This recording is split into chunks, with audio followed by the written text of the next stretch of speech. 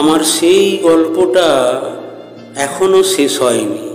শোনো, পাহাড়টা আগেই বলেছি ভালোবেসেছিল মেঘকে, আর মেঘ কিভাবে শুকনো খটখটে পাহাড়টাকে বানিয়ে তুলেছিল ২৬ বছরের ছোকরা, সে তো আগেই শুনেছ।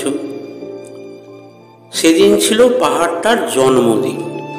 পাহাড় মেঘকে বললে, আজ তুমি লাল শাড়ি পরে আসবে। মেঘ পাহাড়কে বললে, আজ তোমাকে স্নান করিয়ে দেব চন্দন জলে।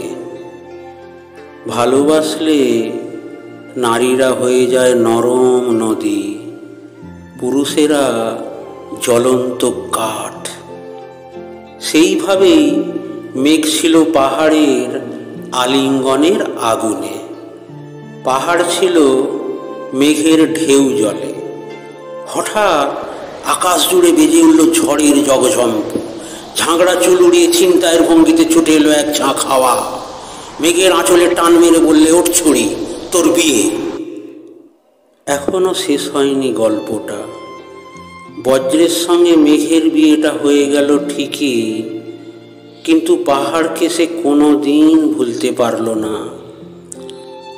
বিশ্বাস না হয়তো চিরে দেখতে পারো, পাহাড়টার হাড় পাঁজর ভিতরে থই থই করছে শত ঝর্ণার জল।